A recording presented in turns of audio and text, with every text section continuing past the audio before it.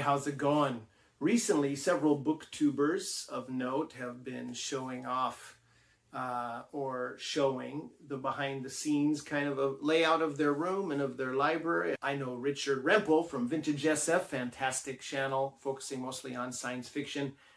He has since downsized and moved to a new apartment, and he has been figuring out a good way to, set up his home office and library, and those are a really fun group of videos.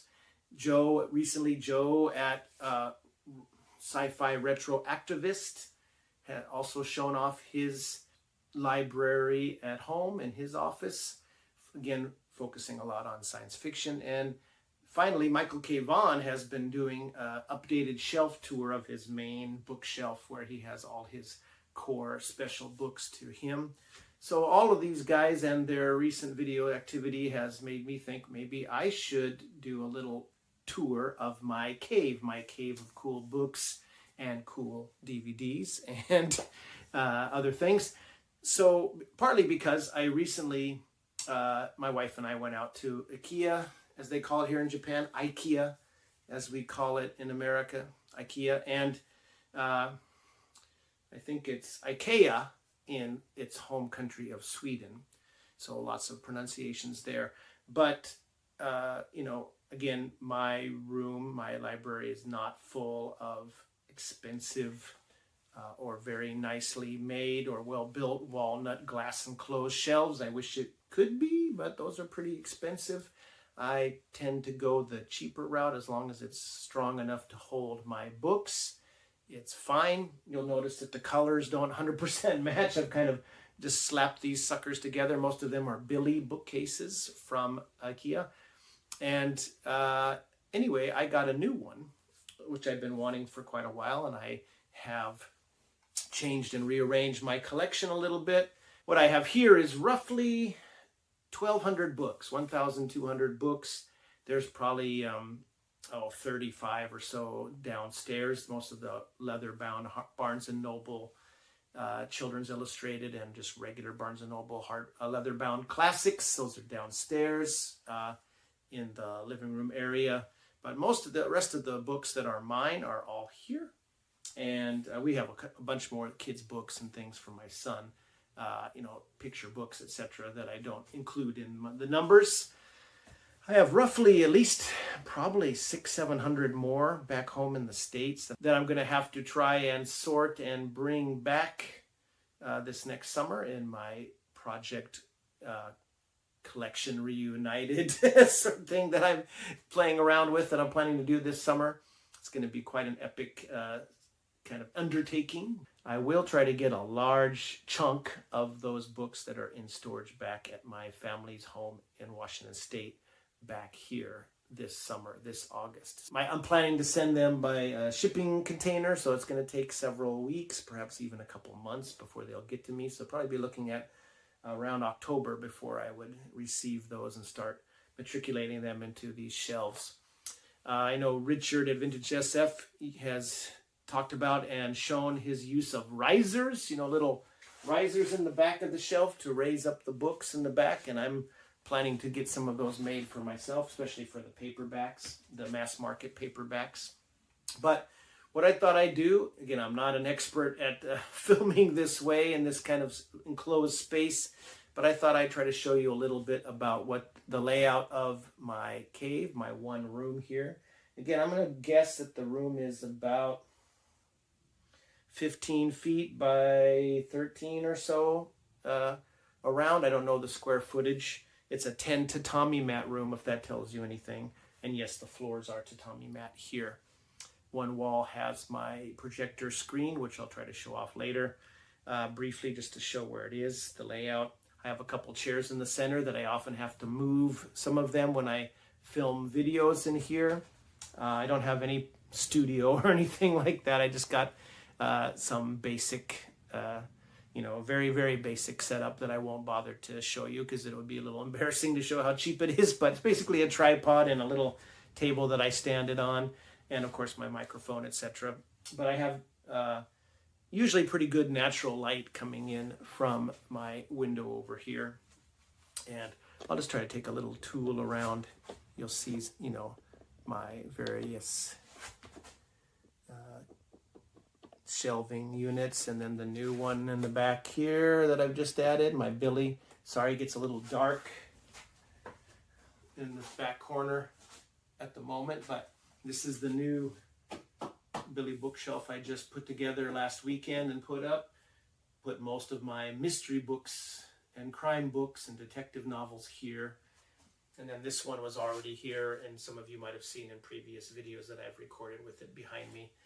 So what was just a kind of window spot here, because there's a whole, you know, sliding door to go out to the balcony on this side.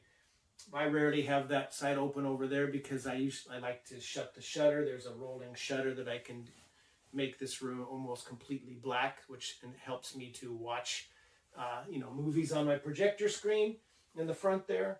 So since it was a kind of empty space, I just put the Billy over here, the Billy bookcase, and that gave me quite a bit more extra room. So without further ado, let me try to film around here, and hopefully it won't be too, you know, Blair Witch Project shaky cam while I go around the room, but you might get a little bit of an idea of what this, the cave, my cave of cool books and other items looks like a little bit beyond what you usually see in this camera. So hope you enjoy, and feel free to share your own setups at home if you are of a mind to.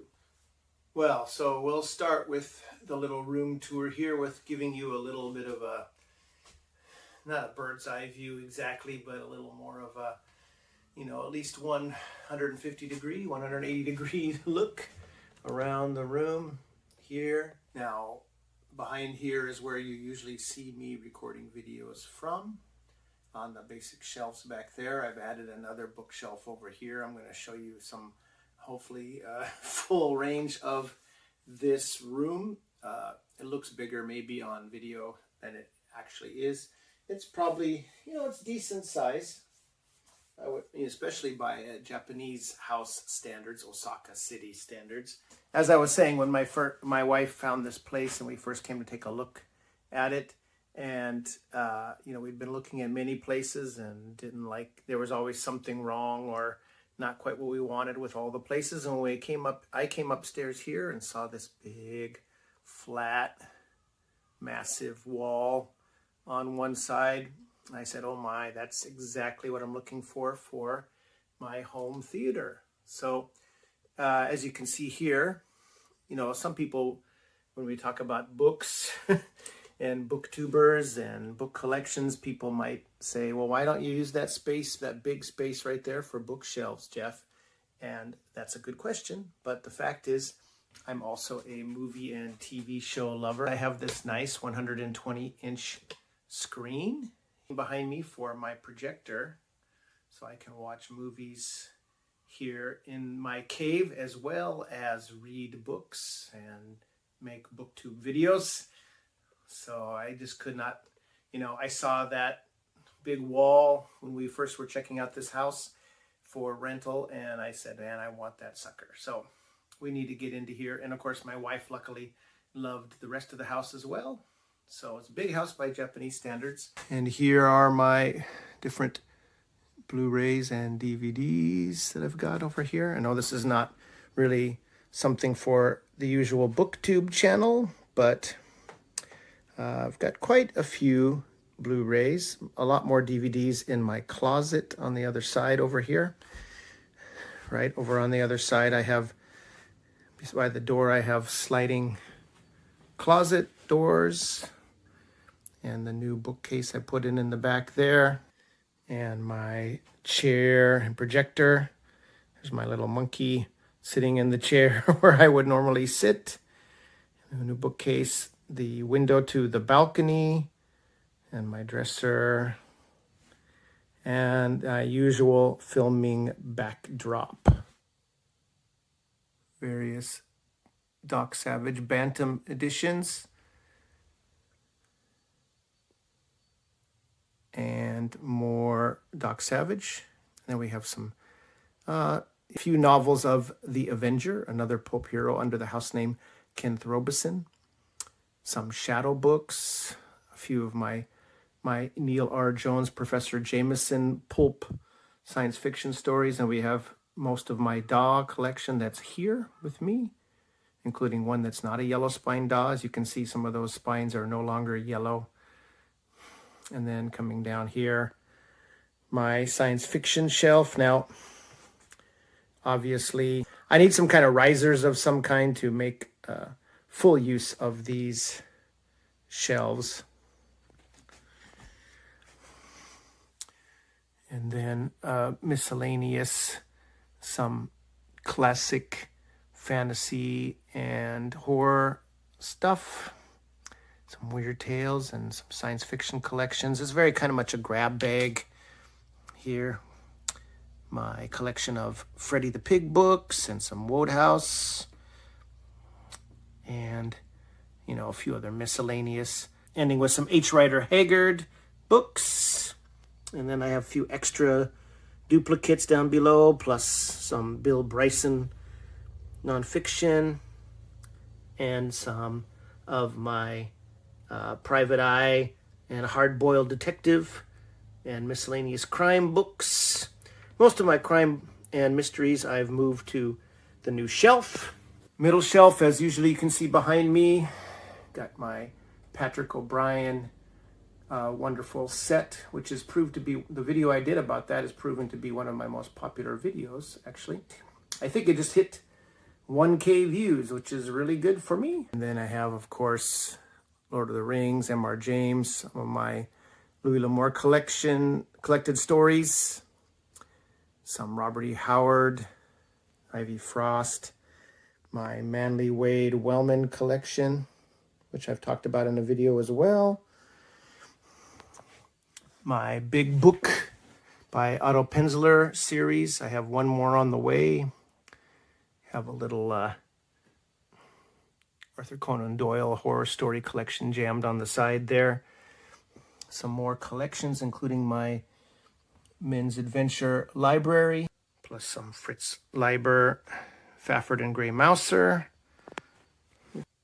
These are the Voyages collection of TOS by Mark Cushman, and some Doctor Who reference books, unofficial ones from classic Doctor Who, of course. Coming over to my third bookshelf here, I have my, basically my Sword and Planet and weird fantasy or science fantasy books, and then going into my Burroughs, Edgar Rice Burroughs collection. So most of this shelf is Edgar Rice Burroughs. And then down into some miscellaneous fantasy and horror. You'll notice a few Daw books there, Andre Norton, etc. I will put all the Daws together at some point when I get more back from the States, but at this moment that they can stay there. My Robert E. Howard collection.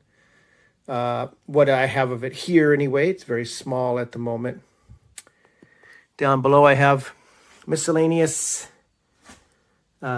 some Sherlock Holmes, of course, some great travel and venture penguins in the back, my Louis L'Amour and Marshall Grover and miscellaneous westerns. Some Gerald Durrell over there.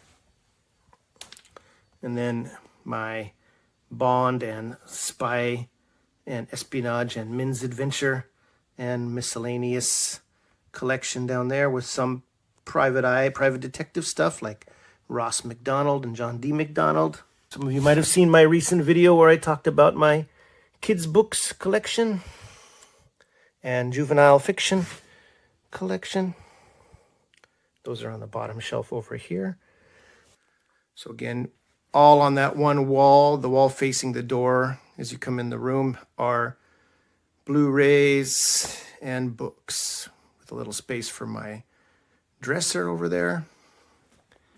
And of course, a little very outdated ITC calendar put out by Jazz Wiseman from the ITC Entertain the World podcast and Facebook group. Love this calendar. He hasn't done one since, sadly, but I still keep it up anyway, just for the images there.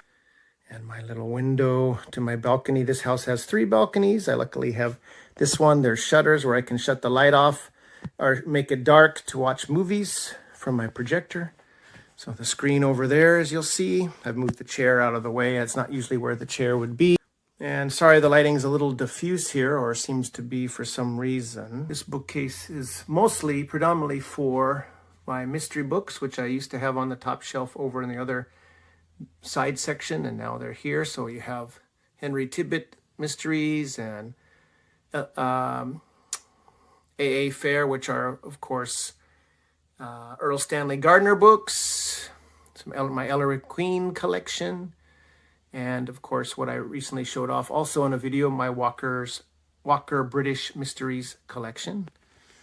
And then down below I have my John Dickson Carr collection, which is quite large but not complete, sadly, and a few other miscellaneous mysteries, some Michael Innes Appleby mysteries, and some Gervais Fenn mysteries by Edmund Crispin, and of course a few of my Arthur W. Upfield books about Boney, the Aboriginal detective. And then next shelf down, my Agatha Christie collection. Again, very, very, small, really, compared to what it should be, compared to all her books that she has. Dorothy L. Sayers, Niall Marsh, Marjorie Allingham. Below that here have a few miscellaneous mysteries, including a couple by Elspeth Huxley, who wrote The Flame Trees of Tika. Her mystery novels are fantastic. Murder on Safari, Murder at Government House, and there's one more, The African Poison Murders, which I only have in paperback. And then, of course, the Marjorie Allingham Omnibus and Dorothy L. Sayers, The Nine Tailors, some British Library Crime Classics books, a whole bunch of Gladys Mitchell's Mrs. Bradley mysteries, a few hardbacks and trade papers collecting some various novels and stories, including some profiles of Agatha Christie's characters, which I showed off in a previous video. So down here we have my miscellaneous mysteries novels, including the James Melville Superintendent Otani mysteries set in Osaka. And then we have some miscellaneous crime and mystery novels, getting into some of my collection, including in the front and in the back of Christopher Fowler's Brian and May mysteries. I'll talk about those another day. Some penguins, my one map back. And on the bottom shelf here, some of my graphic novels, collected comics, Tintin, my pulps, just the one on the front there. A few miscellaneous titles, including my massive Mario Bava book and some other mix of history and film books right there. That's the bottom shelf of my new Billy bookcase. Then finally, some of you, I've recorded a few videos with this single bookshelf on the backdrop here. And you might have noticed this before. So we have some miscellaneous film books. There's my Tarzan, the Centennial Celebration right there, which I did a video flip through of. And some more film and TV books and biographies. My friend Stuart Galbraith IV's book, The Emperor and the Wolf, profile of Akira Kurosawa and Toshiro Mifune. Again, some various film books, some of which I've shown, some of which I haven't, and some TV kind of behind-the-scenes volumes. My Calvin and Hobbes collection, some more film books and TV books, and the same down below. All right, well, that was the brief little room tour. I guess it wasn't so brief. Nothing I do is too brief. But anyway, I hope you found that a little interesting anyway. Apologies if it was a little herky-jerky, a little shambolic. Again, that's not my forte, that kind of filming. So hopefully you could see it okay without developing seizures or motion sickness. So that's it for now. Thanks a lot for watching, and I will see you in another video very soon. Take care.